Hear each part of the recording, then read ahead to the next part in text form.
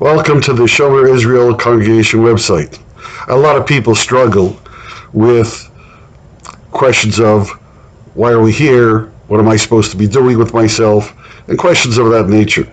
My answers are probably different from what you're used to hearing. I'm addressing everybody, Jews and non-Jews alike, but particularly Jews who are not practicing Orthodox Judaism and non-Jews who are Christians, simply because I'm more familiar with them than other groups. This is not an attempt to convert because you don't have to be Jewish to identify with Israel. The name Israel is first introduced in Genesis chapter 32, verse 28-29. It's a new name given to Jacob, who was the father of the 12 tribes of Israel. And he's given this name because he has struggled with God and with men and survived, being able to do so. He's not trying to overcome God. He's trying to harmonize with God and harmonize with what God provides, which is his particular life situation, such as his talents, his ethnic background, his circumstance, the size of his family, his twin brother.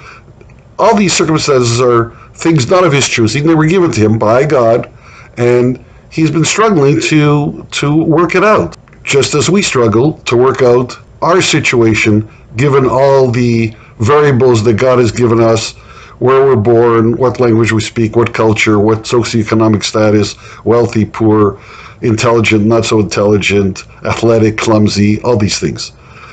And also our talents and the way we think. All of these things are variables into who we are, and now we have to struggle with what should we do with that.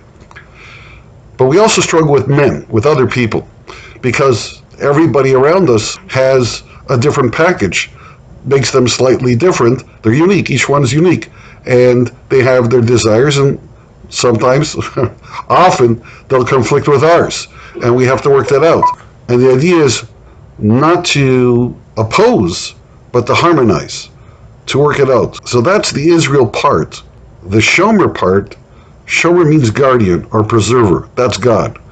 God is the one who is making sure that we're able to do so by, first of all, protecting us when the other guy gets a little too aggressive, a little too in our face, and we're working on our part, we're on the right road or trying to find the right road, then God's going to preserve it. He's going to make sure that we are able to see it through.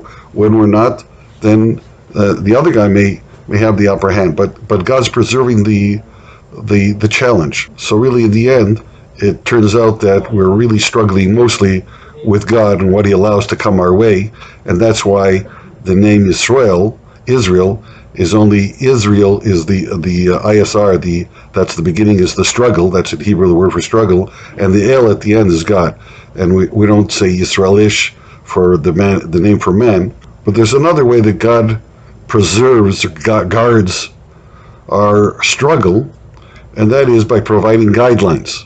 And those guidelines are contained in the Torah. The Torah is simply the written and oral record of the revelation at Sinai, and it's only designed to help us. And part of my focus is showing how those guidelines help us. God doesn't need our service. He doesn't need us to obey him. He needs us to be successful in our struggles that he's presented to us. And the guidelines are there to help. So, for example, one of the first tabs on the homepage is Struggling with Jordan Peterson Rules.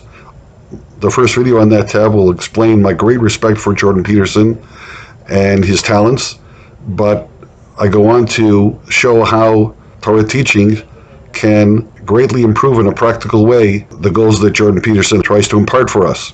It's not my wisdom to add to Jordan Peterson. He's much smarter than me, but I have the advantage of knowing the Torah, God's guidelines. That's smarter than everybody.